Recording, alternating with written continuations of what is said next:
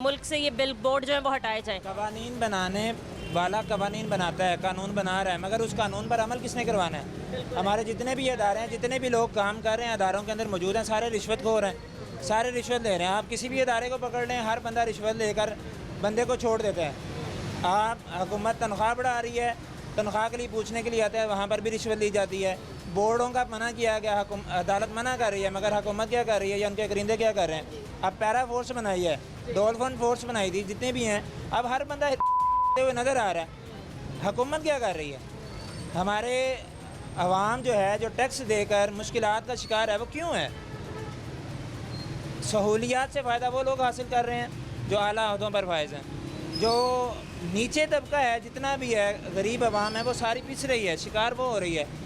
कानून गिरफ्त करता है तो कमज़ोर शख्स की, किसी भी ताकतवर की गिरफ्त कोई नहीं है।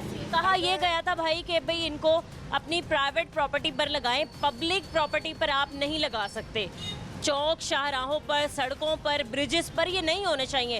हादसा तो वैसे पेश आ जाते हैं कि आंधी तूफान आता है, तेज़ हवा चलती है तो ये गिर जाते हैं, वैसे भी हादसा पेश आते हैं इनकी वजह से। आप किसी भी ब्रिज पे चल रहे हो या क्रॉस कर रहे हो, कितनी बार आपकी नज़र इन बिल बोर्ड पे पड़ती है और हादसा 1 मिनट में पेश आता है। आप फिरोजपुर रोड पे मेरा रोज़ाना आना जाना होता रहता है, वहाँ पर मुकम्मल जितने भी ब्रिज बने हुए हैं जो क्रॉसिंग के लिए बनाए गए हैं, उन ब्रिजेस पर बड़े बड़े बोर्ड लगा दिए गए हैं। वो क्यों लगाए गए हैं? अब हुकूमती सतह पर है या कैसे भी है, देखें, जो भी बंदा वहाँ पर पब्लिसिटी करेगा वो पैसे अदा करेगा, और जो कंपनी करवा रही है वो पैसे वसूल कर रही है। तो इसमें किसी न किसी तरीके से हुकूमती किरदार भी मौजूद है।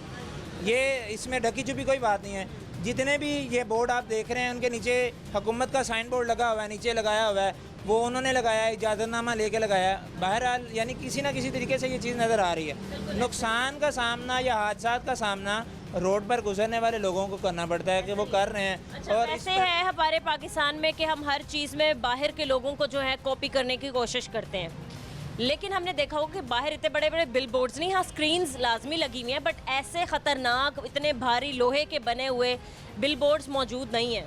बिल बोर्ड्स तो दूर की बात है, आप बाहर की कंट्रीज़ में आपको इतनी पब्लिसिटी भी नहीं मिलेगी जितनी आवाम कर रही है या हुकूमती सतह पर हो जाती है, वो पब्लिसिटी नहीं मिलती है।